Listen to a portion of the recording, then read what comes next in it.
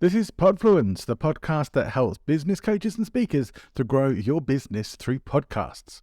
My name is John Ball, and my mission is to help you, as a business coach or speaker, to build professional influence and grow your following with podcasts, so you can have a thriving business. In this episode, we'll be looking at how you can make a podcast into a successful business. If you're a business coach or speaker, you should not only be appearing on podcasts, but at some point, you should at least start to think about having a show of your own to take your opportunity and your following to a new level. My guest on this episode is Tim Reid, the host of the Small Business Big Marketing podcast. And Tim started podcasting long before most of us had ever even heard of podcasts, and certainly before they were ever widely listened to. Yet, he managed to make a business out of his show, which is still going strong, and he's here to show you how you can do the same. Tim brings a lot of himself to the show and has that Aussie cheekiness that many of us love, and he's a real fan of dad jokes. And with his previous broadcasting experience, he gets the key distinctions between radio broadcasting and podcasting. Find out in this episode what led Tim to start a podcast 13 years ago when hardly anyone else was doing it, and which 3 questions you must be able to answer in order to create a good outcome-based podcast show. I got introduced to Tim by someone he barely knew, and yet I was as warmly welcomed by him as I would expect from someone welcoming an old long-lost friend. I immediately liked Tim's disarming style and his directness and how he approaches podcasting and marketing.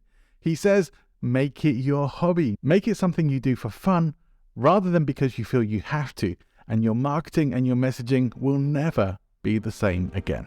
So I invite you now to enjoy this episode of Podfluence. Welcome to Podfluence, the podcast for business coaches and professional speakers who want to build audience and authority through podcasts. Here's your host, international coach and speaker, John Ball. Well, welcome to the show, and I am a lucky man today because in my work, I get to speak to people who do an amazing job of building podcasts and building businesses and sharing great information with people. So I get to learn at the same time as you do too. And I am in great company today because I'm getting to listen and speak with somebody who I don't know how I haven't come into contact with before. He is the host of Small Business Big Marketing podcast, as well as being the author of many books, a great business speaker. I've been listening to the show and I'm kind of thinking, I even know some of his friends. I know so many Australian marketers. How did I never come into contact with him before? Let me welcome to the show, Tim Reid. G'day, Johnny, and g'day, fellow podcasters and future podcasters. May we offer you some value in the coming however long. It's great to be speaking with you, and I've really been enjoying listening to your show, and I would honestly recommend anybody who is a small business owner or interested in marketing in any way to go and check it out. I even took a very important message with me today from listening to your show about, you said about making marketing a hobby to make it fun for yourself. I'm thinking that's the kind of little bit of gold that you can just keep with you. It's like, make it fun, make it something you want to do. Rather than make podcasting a hobby. If you're into podcasting, make podcasting a hobby. What I mean by that, Johnny, is when something's a hobby, you'll find the time, you'll find the money, you'll find the resources, you'll find the energy, you'll put it in your diary, you'll look forward to the next time it comes around because it's a hobby. And on the Small Business Big Marketing podcast, having interviewed, as of today, 595 successful business owners about their business journey and about what role marketing has played, so many of them talk about marketing as a hobby. They don't necessarily use that word, but I sort of coined it. And I love the fact that we can make parts of our business a hobby if they're enjoyable. And podcasting is certainly one of those things that is a lot of fun and should be enjoyable. Well, I definitely think that, and I'm going to be listening to a lot more episodes of your show. I'm very happy that I've been introduced to it because I've already found so much value in there. And there will be links to your show and to your site and to all the things that we're going to talk about today that we might mention in the show notes for anyone who wants to go and check that out now or later on, because certainly you'll want to after you've heard more of our conversation today. But you have been podcasting for a fair old while, yeah? Yeah. Well, I started years ago. So the Small Business Big Marketing podcast is 13 years old come June 2022 and the first business podcast in Australia. And, when I first came across them, Johnny, and I still hold this excitement, as someone who represents small businesses in Australia and likes to think that I'm in service to them and a bit of a spokesperson for them, podcasting is amazing because not only can us as listeners find a piece of audio somewhere on the internet about a topic that we have 100% interest in that we can listen for free on demand. I think that's amazing. On the other side of that coin, as a business owner, you can now have your own show. And by that, I mean a podcast. You can also have your own TV show if you're into YouTube, and you can have your own book if you're into self-publishing. But podcasting allows us to have our own radio show. And I find that incredible. That's a big, big game changer. And that occurred to me 13 years ago, and I still get excited about it today.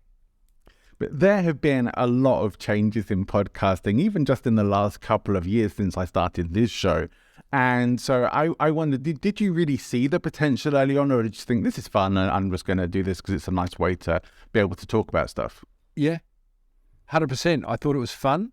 I was given a great opportunity of using a really fancy radio studio in Melbourne, Australia, many years ago, which I just took up. I was like, I created the problem. I went to a friend who was working in radio, and I always secretly wanted to be on radio. And subsequently, as a result of my podcasting, I have been on radio now, but back then I hadn't.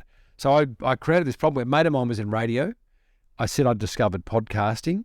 He said, anytime you want to use this particular studio, you can. And I took that up. Then I'm like, wow, what do I do? What am I going to do with it? And rang a mate and said, hey, why don't we start a marketing podcast? And we had a lot of fun with it. And we started to get really good feedback, not straight away. And that's something you need to understand about any content creation. You're not going to get feedback straight away. So Don't look at the scoreboard. Don't look to see who's liking it, sharing it, commenting on it. Just create great content. But over time, I started to realize that, wow, this thing is getting traction. I'm getting lovely listener reviews on iTunes. I'm getting lovely emails from listeners. I'm being asked to speak at conferences. There was a lot of things happening as a direct line between starting a podcast and other opportunities coming my way. I certainly didn't see the purple patch that we're in now, 13 years later, where podcasting has gone bananas. Every man and his dog thinks they need to get one. Maybe they do, but you need to have a good reason. Well, I think you make an important point. I think a lot of people do this, not just with podcasts, but with content marketing in general, of doing something and then, it hasn't gone viral, so it hasn't worked, or it hasn't got tons of response right away, but not realizing that you have to stay consistent with these things and keep going, especially with podcasting, because it is, I think, a very long game kind of thing. Yeah, it is. And like, if you expect, podcasting is very good at creating brand awareness, whether it be personal brand awareness or awareness around your business or products or services that you sell. It's a very good awareness raising tool. It's not an awesome direct response tool necessarily, because if you think about where are we consuming podcasts, we're driving, we're jogging, we're in the gym, we're in bed, we're walking the dog. And as a result, you don't really have the ability to immediately respond. Whereas video you are, because you're leaning into a screen and you can do that. But if you sort of go in understanding what do you want to get from creating a podcast and you set those expectations, reasonable expectations, then you're not going to be disappointed, and you may well be quite happy with what comes from a podcast, because it can be amazing. It definitely can be. And which, I mean, there was a chain of events that led to you starting your show and then kind of a fun thing. But if things hadn't happened that way, do you think you would have ended up coming to podcasts anyway? I think I would have. I love the audio format. I love audio. I just think it's so personal and it's not heavy lifting. I'm not a technical person at all. I look at video and I think there's a lot of heavy lifting in video. And I don't mean physically. I mean cameras and stuff, but they're not that heavy anymore because they're phones. But the files are big.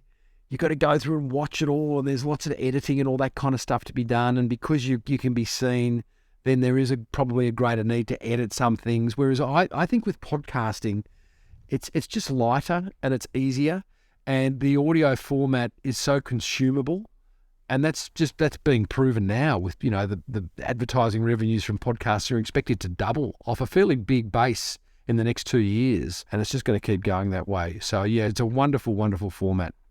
Yeah. If you were able to go back in time and give yourself some advice as a starting podcaster, what would that advice be? I would probably say, from a monetizing point of view, and everyone's like, how do you monetize a podcast? Back then, I remember ringing a very considered colleague of mine when I started the Small Business Big Marketing Show. And I said, Dave, I'm starting a podcast. I'm going to get some sponsorship. I'm going to make $1 million and everything's going to be amazing. And he said to me, you might want to build an audience first. And I thought, oh, that's good advice. So the first step of that was to just sit back. And this was months into having a podcast. So I sat back after that and just focused on building an audience and not chasing sponsors. If I were to do it again, and there are a number of ways of monetizing podcasts through, third-party sponsorship, which I've been doing for the last almost 13 years. But what I probably would do is have my own products. I would create a suite of, whether it be online courses. If you had a marketing agency in my case, which I didn't, I would sell my own stuff, because then it's 100% margin. Then you are in complete control. Then you're not answerable to a third-party sponsor. And that would seem to be a very, very good idea. Having said that, I've had wonderful success with third-party sponsors from American Express, Dell, Yellow Pages, really big brands. But I've chosen them selectively. I've chosen them because the brands are important to my listeners, but also the people behind those brands are easy to work with. And as a one-man show, as a one-man podcaster, I just want to work with good people. Yeah. And I guess you can have both, right? You can market your own stuff and have some third-party. Of course, you don't want to go too heavy on the ads, especially if you are a new podcast. You could have both. You could have both, and you do want to make sure that you get the weighting right. As a podcast consumer, and I consume a lot of podcasts as well as create a podcast, I get that ads are annoying, and I myself find myself doing the little 10, 15 second skip forward, getting away from the ads. Me too. But we have to, and this is a bit of a soapbox rant that I'm about to get on, but the reality is, as podcasters, particularly a podcaster, for me, podcasting is an end. It isn't a means to an end. Podcasting is my business. Sure, it creates other revenue streams, but I don't have a marketing agency that I'm trying to drive business to. I'm not a marketing coach that I'm trying to drive business to. I want to make a living from podcasting. And so I'd love people to respect the ads more on podcasts, particularly bespoke podcasts, not the podcasts that are repurposed radio shows. They've got their own budgets and all that. But us independent podcasters, we do heavily rely on the kindness and the support of big brands and little brands, anyone who wants to sponsor us. So, yeah, got to kind of be respectful of that. And I try not to skip forward.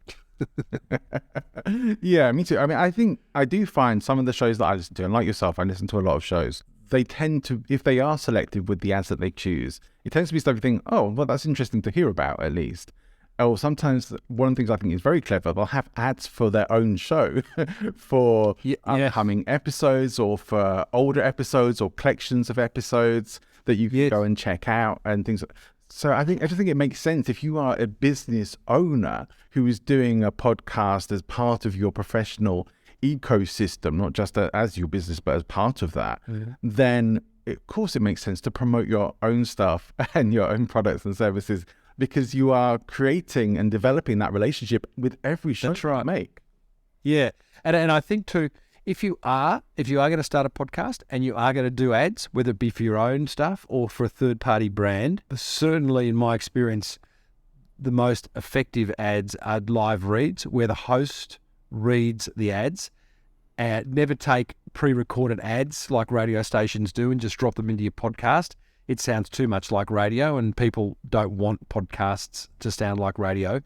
And if you are going to do live reads as a podcaster, try and put your own personality into it. Don't try and put on your marketing voice and this program is brought to you by Dell, and it's like, don't do that. Just like, have some fun, find an emotional entry point into the brand that's sponsoring your podcast and talk about it in a human way. Yeah, I was listening not that long ago to, I don't know if you've heard of Tracy Hazard, but she has the Binge-Worthy podcast. And so she's looking at what makes shows binge-worthy. And one of the things that she was talking about, I think this might have been in her marketing podcast though, was that they actually done some research into podcast ads and what was most effective. And they said it's always host-read ads. It's always the host-read ads and the natural voice ads that are the most effective, because that is the voice that audience is already trusting. Yeah. And so, of course, it makes a huge difference. And it's that in, Johnny. When you think about it. Get a brief from your sponsors, understand the brands or whatever they want you to say, and then find stories from your own experience that bring to life those brands. So, for example, and he's not doing it well, although he's the biggest podcaster in the world, Joe Rogan reads ads, right? He does live reads, and I've been listening a lot to Joe lately, and he's been mentioning Active Greens or some health powder, right? He's reading a script, and it's very obvious. Now, Joe's a health fanatic. Joe takes Athletic Greens. Surely he could find a story that of his own volition that includes Athletic Greens and just tell that, as opposed to reading some script written by the advertising agency. It would make sense. I know he's like one of the top shows in the world, and I have listened to him before, but it's definitely not one of my favorite podcasters. Although it is always interesting. It's always interesting to hear what he definitely is polarizing, and I guess it's more the guest choices that he has that I don't always enjoy tuning into. So, I used to listen to it, and now it's not really my scene. But I particularly like people like Jordan Harbinger, and I still listen to some Tim Ferriss stuff as well. So I do listen to some of the big ones, but I often find it more interesting listening to some of the lesser known podcasters who don't have the big reps to live up to and are doing maybe more interesting things and trying some different stuff out. Because I think there is opportunity for innovation in podcasting. And I think it's necessary, because I don't know about you, but if you listen to a lot of shows, you probably do come across this of a lot of people do the same standard formula for every show. Yes. And if you do guesting as well as I do, I'm sure, and as you are now, very often you'll start a show with the whole sort of potted life history, and you may even find yourself as like, I'm a bit bored of telling this story now, because it's like every other show I go on is asking me for this little mini history of my life and my career and stuff like that. It's like, well, you can check that stuff out outside of the podcast. People want to get to the juicy stuff, the meat of it.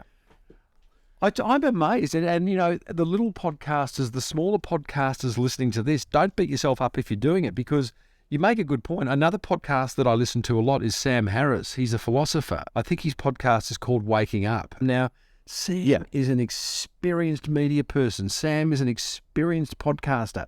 Sam is a philosopher. He's incredibly considered and well thought. However, he spends an incredible amount of time right at the top of each episode giving a bit of a bio of the guest. Then he introduces the guest, and his first question to the guest is, tell us a little bit about yourself.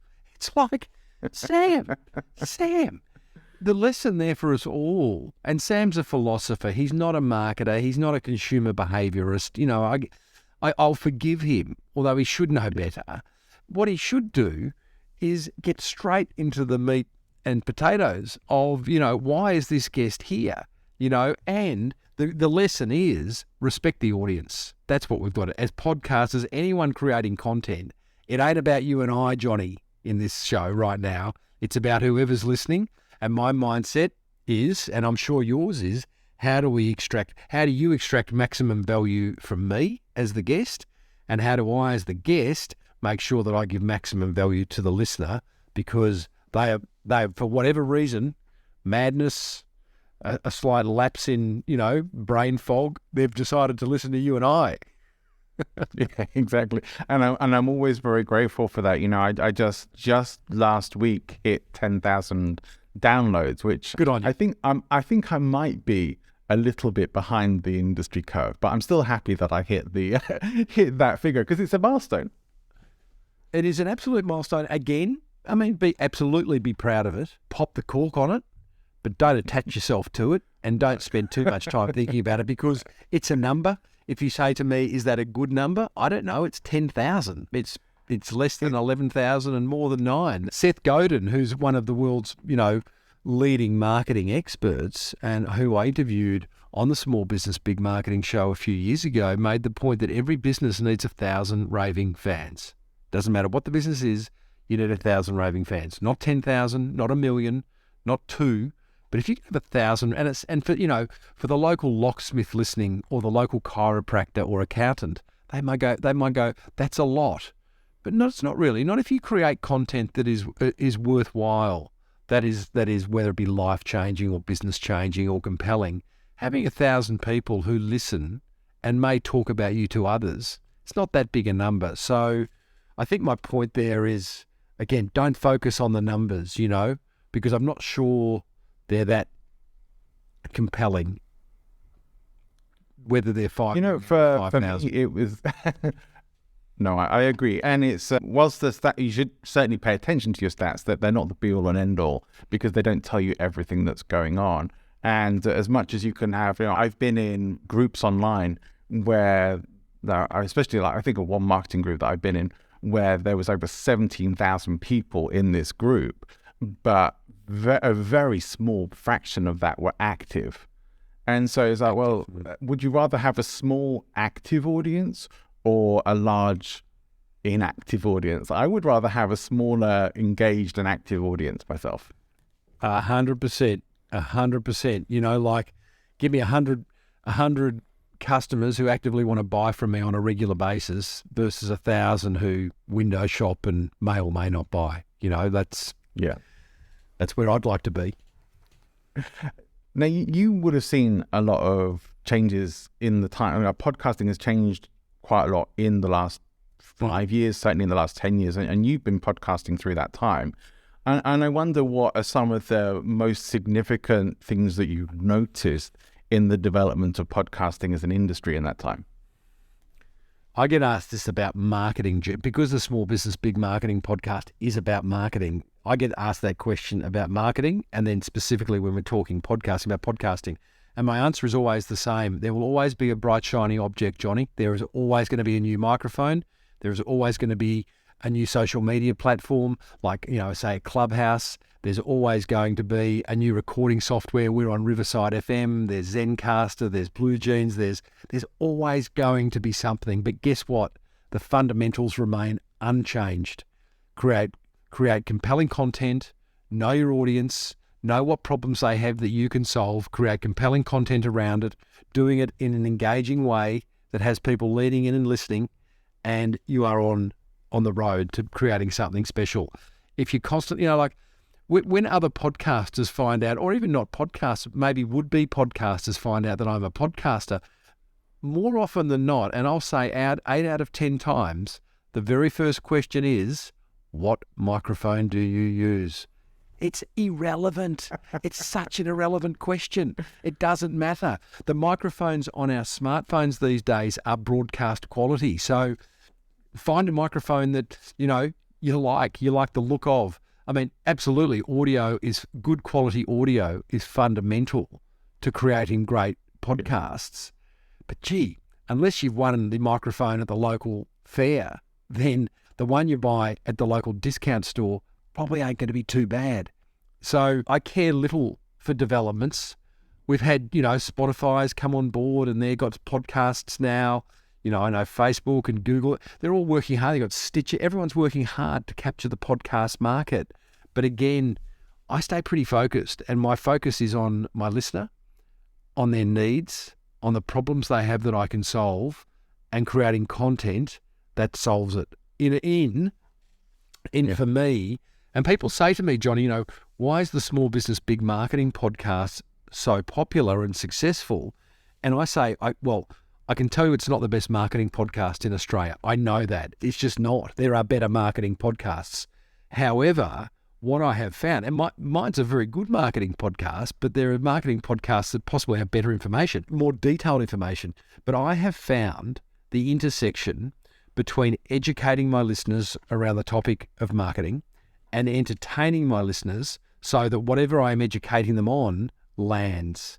And I don't believe, certainly I can't educate 100% of the time, nor do I want to, because I'm not a university professor. I can't entertain 100% of the time because I'm not a stand-up comedian. But if I find that sweet spot between the two, and I can put a smile on my dial, if I can put a smile on the dial of my audience while I'm imparting information, then I've won. So that is my long-winded answer to saying I'm not that interested in developments. I'm interested in the fundamentals. Yeah, that's great. I mean, much as in marketing, I know I recently was reading like the 22, I can't remember, the 22 fundamental laws. Immutable laws of marketing. Immutable laws of marketing, that's it. And it's not a new book. It's been around a while. Recent trout. It's from 1964 or something. But the principles are pretty solid. So even though a lot of the 100%. things that are mentioned in there are maybe a bit out of date now, and certainly not up to date with the latest technology and everything else, the principles still work. And we forget sometimes how important principles are. We do. Johnny, my 23-year-old son, William, started as a marketing coordinator, a junior marketing executive in a company just last week. He's been brought on to be a bit of a content creator, a bit of a social media legend because he's a digital native. He's 23 years old. And guess what book I gave him? The 22 Immutable Laws of Marketing from 1964. You know, because the fundamentals are the same. Yeah. I mean, it's much like one of the books I got a lot of value from a few years ago when it came out was Reid book, Principles, as well. Just getting those principles is so much more empowering because that's guiding your decisions. So rather than being told what to do, you're being given the baseline information that guides the decision-making processes for better options. Much like I think like most people would benefit from listening and tuning into and having their own philosophy, and a lot of people don't. When you have principles that guide you in life, it just makes things, I think, a lot easier, a lot clearer as well, rather than this opinion, that opinion, as you say, shiny object here, shiny object there. Yep, everyone's got an opinion, Johnny. I do wonder though, I mean, you talk about having a career in podcasting. Do you at least think it's easier now to make a career out of podcasting than it may have been even just a few years ago? That's an interesting question. I've had success both back in the day when podcasting wasn't a thing, and I have had success today with podcasting being well and truly a thing. I had success early on because it wasn't a very crowded marketplace. And as long as I was creating great content and I could find a sponsor, in my case, a chief marketing officer or a marketing director from a company who had heard of podcasts, because even back then it was like, have you heard of a podcast? Have you ever listened to one? So my job back then was to monetize my podcast, was to find marketing people that knew of podcasts and hopefully listened to mine. And that was an easy sell. And there weren't many podcasts to choose from. So I wasn't competing in a busy marketplace. Nowadays, I am competing in a busy marketplace, but there's more money being thrown at podcasting than there was back then. So I don't really know the answer to that, except to say, have a go, because I know when I speak at conferences and if I talk about podcasting from stage or blogging or ebooks or, you know, YouTube videos that we should be creating as business owners, there'll be someone in the audience that says, there's so much of that out there. I saw a stat the other day where there's 72 hours of footage uploaded to YouTube every minute. And it's like, okay, that might be a fact. And it might be a fact that 6 new podcasts come online every hour of every day. It doesn't mean you shouldn't do it. It just creates a creative challenge to make really good content. You know, that's the challenge. You know, I'll say the same in 5 years' time when there is 10 times as many podcasts as there are today. It doesn't mean you shouldn't podcast. You just got to make really good content. And I think that's where people fail. You know, if marketing is made up of medium and message, one of the marketing fundamentals is identify the medium, where the fish are, and then create messages that attract the fish, create the bait. And the easy part of that equation is medium. So in our case, we choose podcasting as our medium of choice. Our challenge, that's an easy decision. Our challenge is, what are you going to say on the podcast that's going to be so compelling? And that's always going to be the challenge. So, and I don't think enough business owners, whether it be talking podcasting or any marketing, spend enough time on idea generation, on sitting back and rubbing their chin and going, what can I create that's going to be really compelling and better than everyone else? And I agree. There's a lot of people seem to be creating content and chucking it out for the sake of doing it, or even, I guess, paying other people to create their content, and it's not really having that connection because it's not coming genuinely from them. And so, there are definitely some issues there. What, in your mind or in your experience, I said, because you've been creating content effectively for a long time, what makes good content, especially with podcasts? Content that the listener wants, number one. They might not know, they might want and need something different, but first of all, give them what they want. Yeah. Now, that could be going out and identifying what questions have your listeners got that you could solve or provide answers to in a podcast. One of the things that I encourage everyone to do who is starting a podcast, and even if you have already got a podcast, I would go back and do this. And it's called your editorial mission. Now, the editorial mission was something developed by magazine publishers many, many, many years ago. And it was simply a way of defining what's the magazine going to be about. Well, in the case of the editorial mission for us, it's what's the podcast going to be about? And there's 3 questions to answer. What have you got to offer? To who? And what outcome can they expect? So the editorial mission for the Small Business Big Marketing podcast, what I have to offer is marketing tips and tricks. For who? Small service-based business owners who are frustrated by marketing. What outcome can they expect? To generate more warm inquiry. So marketing tips and tricks for small service-based business owners frustrated about marketing to help them generate more warm inquiry. Now that I know that, it's very easy for me to determine what to talk about on my podcast, from stage, in a book that I write, in a blog post that I write, in a social media post that I put out there. And it almost, Johnny, creates a fence. And inside that fence is all the content that is relevant to your listeners. And outside of that fence is the stuff that you'll never hear me talk about. You'll never hear me talk about taxation. You'll never hear me talk about real estate. You'll never hear me talk about HR because they're outside of my editorial mission. And anyone in podcast, anyone who's creating content should, I would say must, complete and get crystal clear on their editorial mission. And if I may take that one step further, once you know what your editorial mission is, be very clear on the personality of your brand and the way you share your knowledge. So, because that's going to be your point of difference. There's a lot of marketing podcasts out there, but again, if you listen to the Small Business Big Marketing podcast, you'll learn, you'll be freaked out occasionally, you'll have a laugh, you'll be, I might upset you from something I say, but hey, it's me and that's my personality. Like it or lump it. Because that, again, is my point of difference. And for any other podcaster, it's going to be their point of difference as well. You may hear a few dad jokes. I know that for sure after having listened to. I know, and I don't know what to do about that. I get accused of it all the time. If someone meets me, so they always bring up the dad jokes thing. The reality is I'm a father of 3, so I am a dad. I do love a joke. And, I'm from a different century, Johnny. So, I just have to, like it or lump it. I think it's part of who you are. It's part of the charm of the show. I wouldn't do anything about it. Don't change a thing. Thank you very much. But I do wonder in your podcast career, whether you have ever faced things like the sort of content burnout that people often talk about. As in, geez, what am I going to create next? Is that what you mean?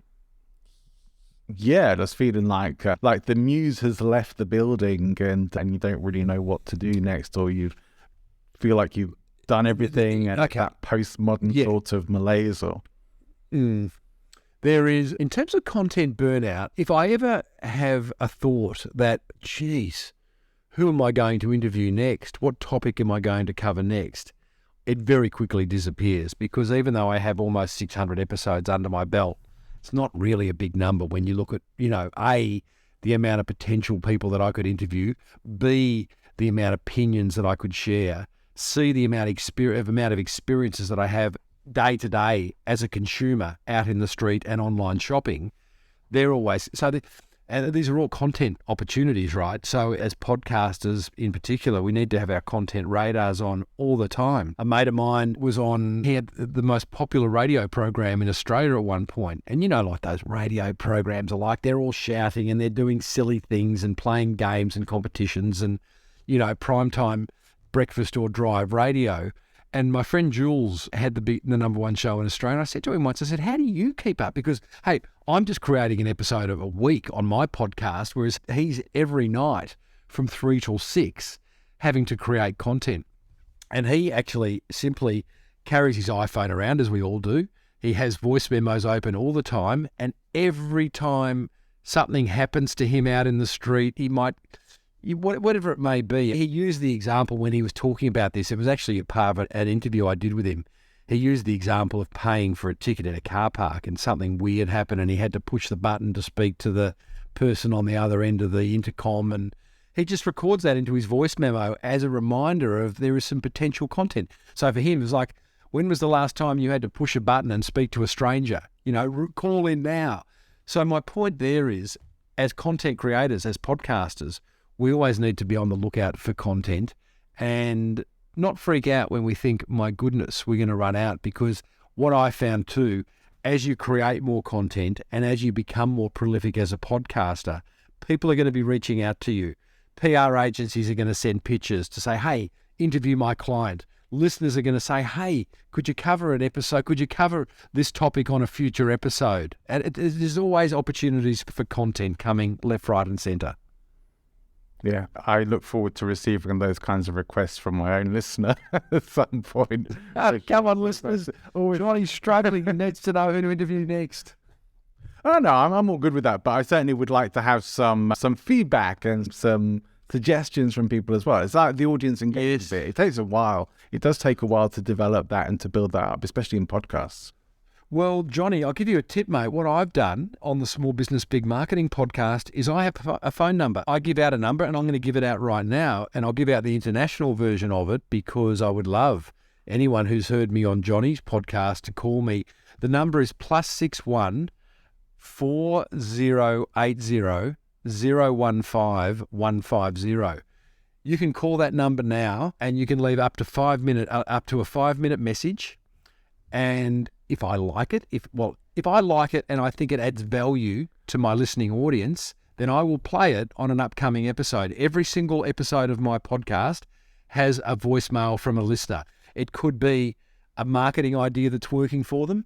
It could be a commentary on an episode that they listened to and liked and what they liked about it. It could be that they don't like my style and I could improve it. Whatever it is, ring me, leave a message and I'll play it. Because as a podcaster, I wish we could do talkback.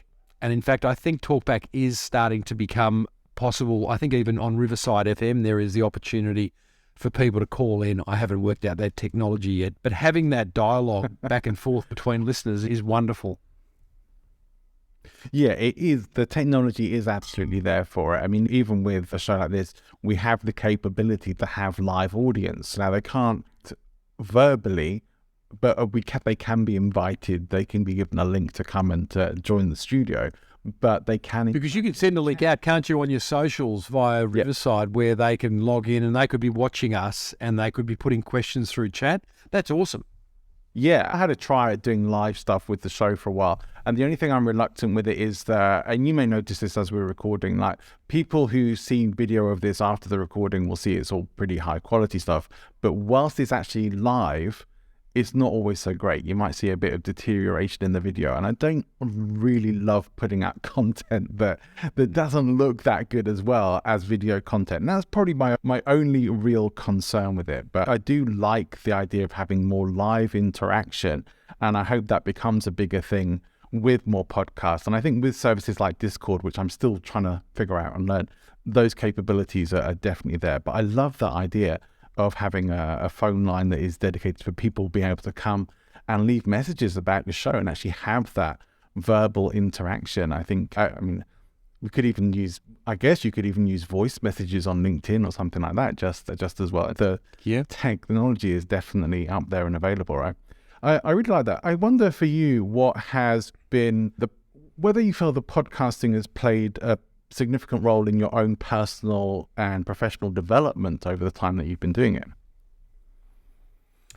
Oh, there's no doubt. How can I be specific about that? I'm very proud of what I've created with the Small Business Big Marketing podcast. It has taken me well and truly outside my comfort zone, albeit I'm sort of an introverted extrovert in the sense that I do like my own space and time, but I like the fact that podcasting puts me out there, puts my head above the trench, has created an entire public speaking career that has really, given me a good lifestyle. I feel very grateful for that. And again, direct line from being a podcaster to being a popular public speaker. At its peak pre-COVID, I was doing about 60 conferences a year in different countries. And again, direct line from being a podcaster to doing that. And as a result of having to step up and become a public speaker, I've then had to go out and seek a speaking coach.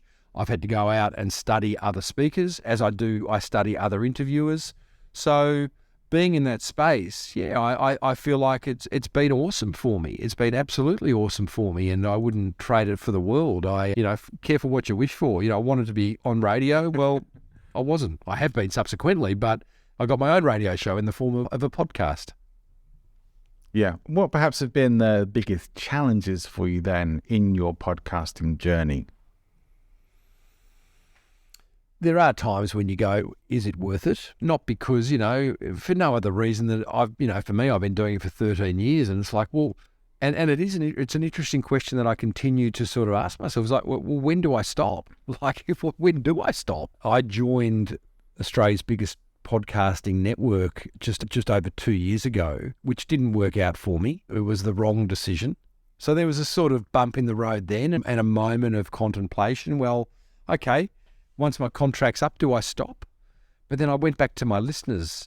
I went back and thought about my listeners. I didn't go back to my listeners and ask them, but thought, no, I can't let them down. I'm not ready to stop yet. I haven't covered enough topics, and I feel like there's still things that I need to do in regards to podcasting. And so, the journey continues. I'd like to do some live events. I'd like to be recording some episodes live. I'd like to be maybe bringing in some guest co-hosts. I had a co-host for the first 80 episodes of the Small Business Big Marketing Show, and Luke, who is still one of my best mates, but after 80 episodes, he didn't see the value in it. So bringing people in and having that, because I don't know about you, you're a single host, I'm a single host, and it's fun. It's also fun having a co-host to bounce things off and do all that kind of stuff, but there's plenty left. There's plenty of things left to do, Johnny.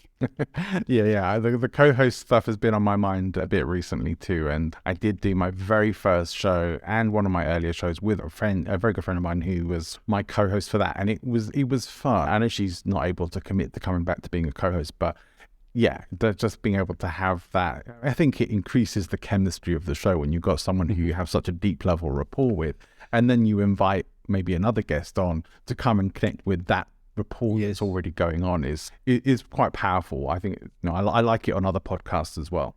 If there are podcasters listening to this or people who want to start a podcast and are considering the co-host format, all I would say to that is make sure that your co-host is very different to you, because it's very uninteresting listening to two people who agree with each other all the time. If it's a yes fest, I think that's just really boring listening. So for me, Luke, who was my co-host for the first 80 episodes, he was and continues to be everything I'm not. He's very considered. He likes to get under the bonnet of the various aspects of marketing. How does Google ads work? How do Facebook ads work? How does SEO work? And I absolutely want to explore that. But I'm much more interested in the bird's eye macro view when I'm talking to a business owner. It's like, where'd the idea come from? How did you get it to market? Was there a moment in time when you found yourself in the fetal position, rocking back and forth because you thought you'd made a mistake?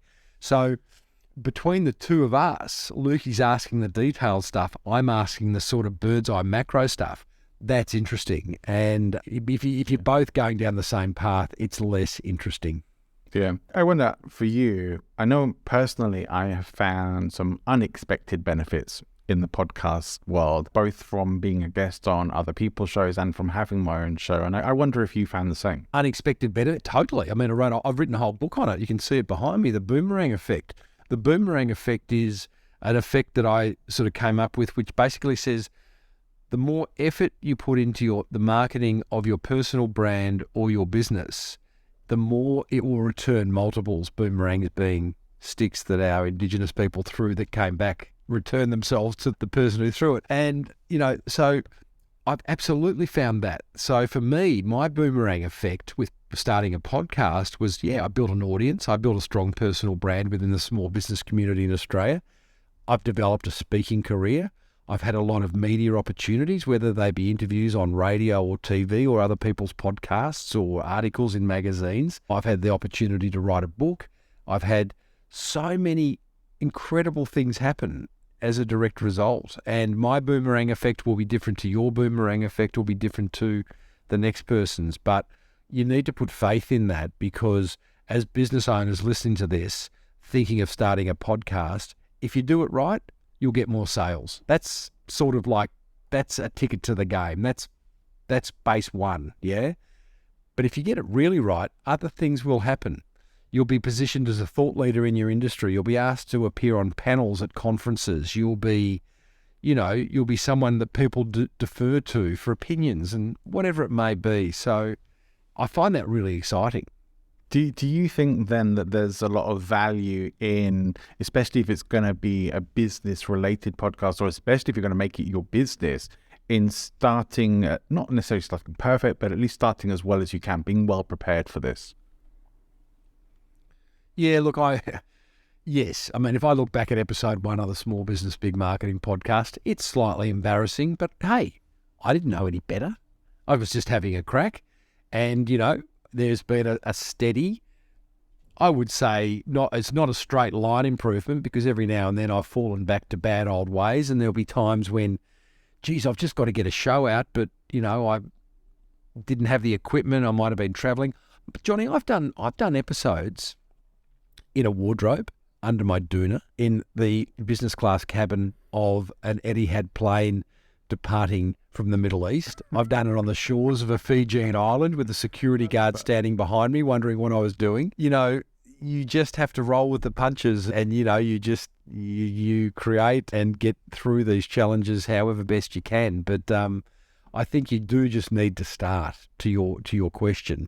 You've got to have reasonably good audio. I don't like to put pressure on people who are thinking of starting a podcast, but, a ticket to the game would be good audio, because, again, you've got to remember, people are listening to a podcast. They're on the road, so they're dealing with road noise. They could be on a train or a tram or a bus dealing with that noise. They could be in the gym dealing with that noise. So our audio that we deliver really has to be able to cut through all that. So, getting that right, but it's like anything. If you wait for perfection, you will never start. So you may as well just get productive and start.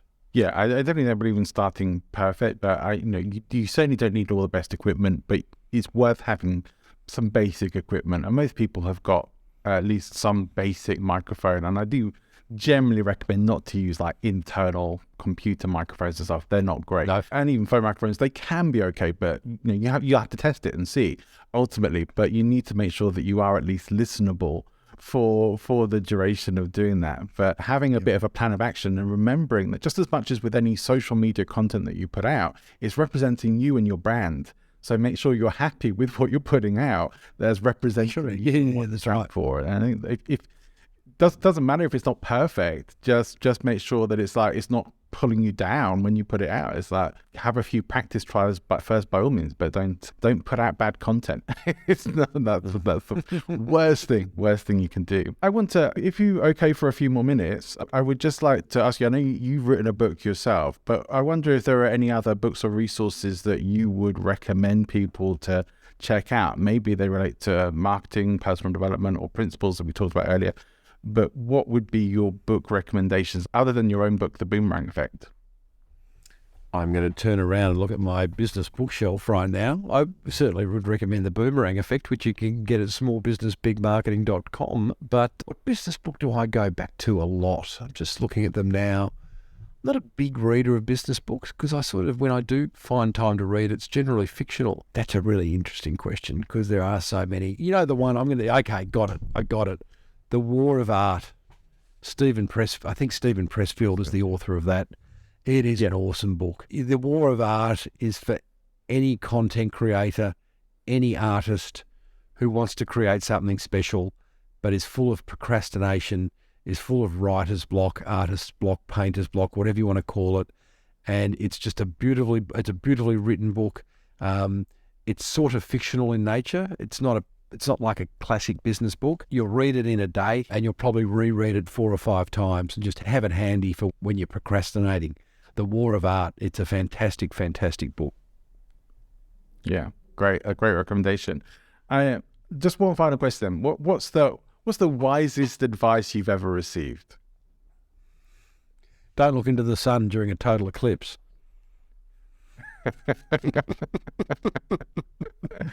That's pretty good advice. Yes, it is. It is good advice. That again, something that comes to mind immediately. I did an episode about 6 years ago on the Small Business Big Marketing podcast, and it was at a time when I was really wanting to take my interviewing skills to the next level. I realised that, hey, I've been interviewing for a while now, and I really enjoy it. I really enjoy extracting stories from people. I really enjoy making people feel comfortable so that they can share what they want to share. And I knew I wasn't the best at it. I wanted to get a lot better at it. So I thought, who's the best interviewer in Australia that I could connect with? And there was a fellow by the name of Richard Stubbs, and he had an afternoon show on ABC radio in Australia. And he was a great storyteller. He was able to put a smile on your face. He was fantastic with his guests. And I approached him, I reached out to him, and I said, Richard, I'd love you to come in and be a guest on my podcast. It's a marketing podcast, and Richard by trade is actually a stand-up comedian. So it was a bit weird to have a stand-up comedian and a radio host, a small business marketing podcast. But I said, the reason I want to have you on is I want you to come into the studio, and from the minute you open the door, I'll have record on. And I want to interview you about your life and how you've gone about interviewing, but I want you to constructively feed back to me in real time every time I do something good, but particularly every time I do something bad or I could do it better. So there is an episode of my podcast in which Richard does that. And for me, it was probably a very selfish interview because it was all about me, but I hoped it helped other people who were wanting to hone their interview skills. And the one thing he said, Johnny, that really caught my attention amongst many things, actually the 2 things, I'm going to give you 2. Number 1 is listen. As podcasters, we think we're there to talk. We're actually there to listen. And the less talk you do, better. And you only need to watch Michael Parkinson from the BBC, he was on the BBC with, that famous talkback TV show of years gone by. He was incredibly economical with his words. He really didn't talk much at all and let his guests do all the talking. So that's really important. And the other wise bit of advice that Richard gave me was to always lead with your best stuff. So when you're creating content and you know that a guest has done something amazing, don't wait the second half of the interview to get to that. Lead with it, because that's going to hold people. And people are going to be leaning in, and they're going to be going, wow, that's amazing, that's amazing. And they're going to hang around for more. Whereas if you know as the interviewer that there's something good coming up but no one else does, then you're going to lose your audience.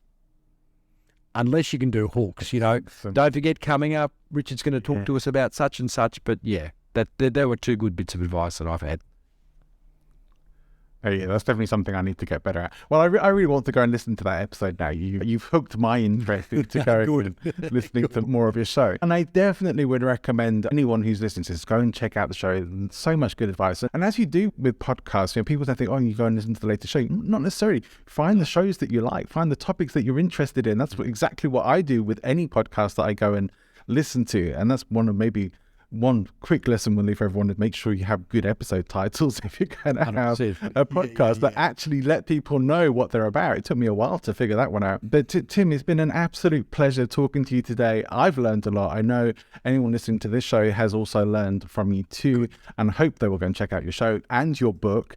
And I hope we get to connect again in the future. It's been an absolute pleasure. Tim, thank you for being a guest. Johnny, good on you, Johnny. I appreciate your words about my podcast, but also well done to you for creating a podcast about podcasting to help others embrace what is an awesome medium. It's a medium that's growing.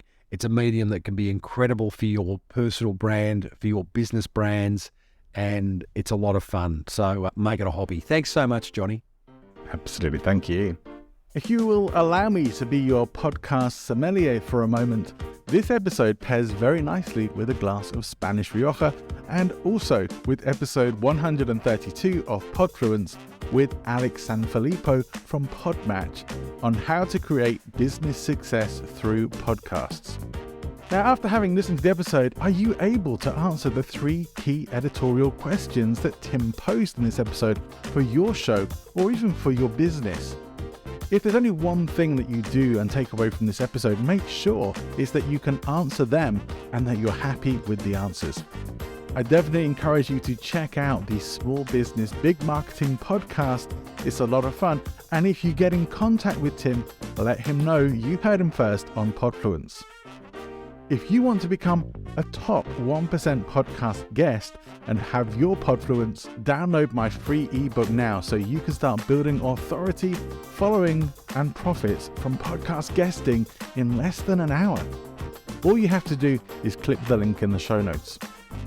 A special shout out this week to Kevin Schmidlin from Grow the Show for all the help he continues to provide podcasters like me in improving and monetizing their shows. Any improvements regular listeners may have noticed in recent episodes are thanks to Kevin and his Podcast Accelerator program. I can't recommend following him highly enough. Do go and check out Kevin. And if you are serious, if you are looking to turn your podcast into a business, then you want to take a look at Kevin's Grow the Show Podcast Accelerator. That's it for this week. Wherever you're going, whatever you're doing, have an amazing rest of your day. Go and make great things happen.